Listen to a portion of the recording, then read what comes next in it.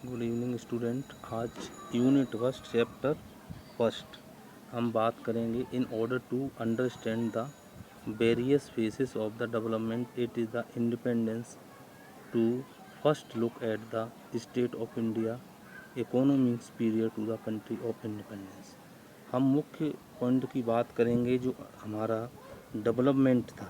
Development की हम बात करेंगे किस पीरियड में, इंडिपेंडेंस।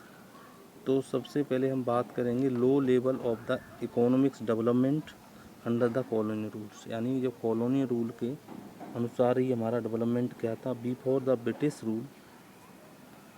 ब्रिटिश रूल से पहले इंडियन इकोनॉमी हमारी क्या थी।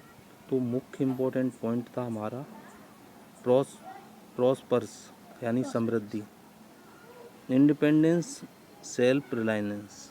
दूसरा था एग्रीरियन का मतलब क्या है कि एग्रीकल्चर से संबंधित हमारा प्रोसेस क्या था। तो agriculture was the main source. Agriculture क्या था, मेन सोर्स था ऑफ लिवलीहुड ऑफ 2/3 पॉपुलेशन, और 2/3 पॉपुलेशन हमारी एग्रीकल्चर पर ही डिपेंड थी।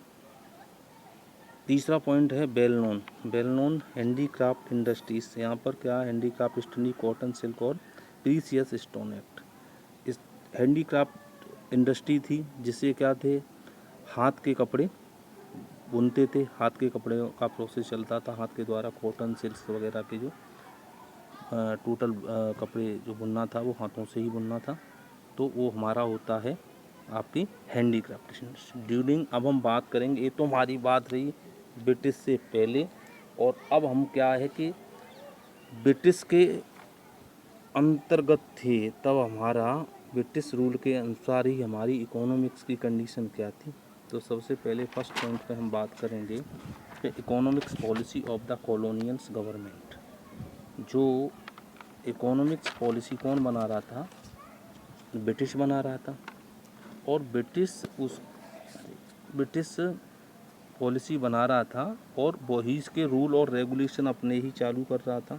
तो जिसमें क्या था, प्रोटेक्शन और प्रोडक्शन, देयर वन इंटरेस्ट, यानी उसका ही था प्रोटेक्शन और प्रोडक्शन, ठीक है, उसके ही अनुसार चल रहा था। नेक्स्ट बात करेंगे द ट्रांसफॉर्म, ठीक है, transfer India into the supplier, और यहाँ से वो माल को एक्सपोर्ट कर रहा था और इंडिया को ब्रिटिश ने क्या बना रखा था, सप्लायर बना रखा था कि भाई इंडिया यहाँ से क्या करेगा, टोटल ही यहाँ से रॉ मटेरियल को अपने पास रखेगा, और रॉ मटेरियल के बाद में जो फिनिश प्रोडक्ट आएंगे उसको क्या करेगा, यहाँ ब्रिटेन में भेजना। ये उसका रूल और रेगुलेशन बन चुका था।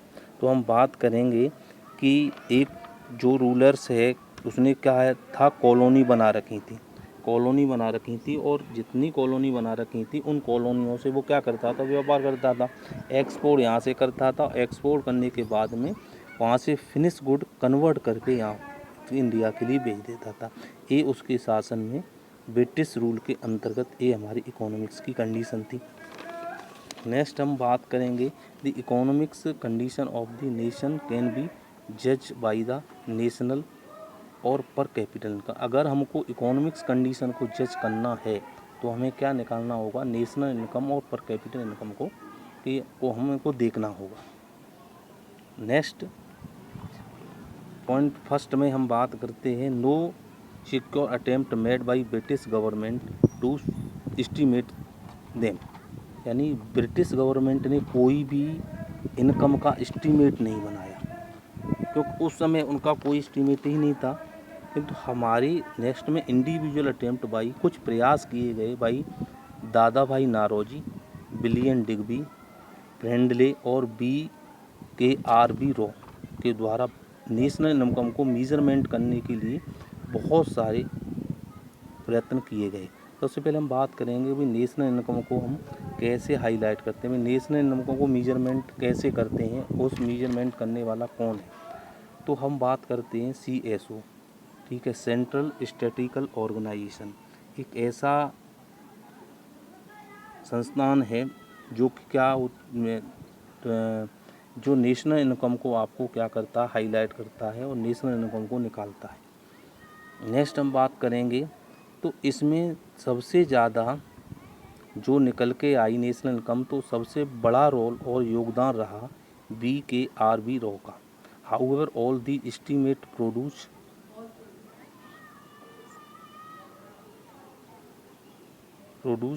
conflicting result. Next, estimates by Dr. Raw were considered significant. During the first half 20th century, aggregate real output was the aggregate of the, हमारा क्या था इसमें 20th सेंचुरी की बात है, हमारी जो एग्रीगेट आउटपुट था ग्रोइंग लेस देन 2% पर कैपिटल आउटपुट था, और इसमें हमारा पूरा डिपेंडेंट था पर एनम, हम जो योगदान कर रहे थे वो 0.5 पर एनम का योगदान था हमारा। Next question number agriculture sector की हम बात करेंगे। बैठ आर दो ना उनको, लड़की है।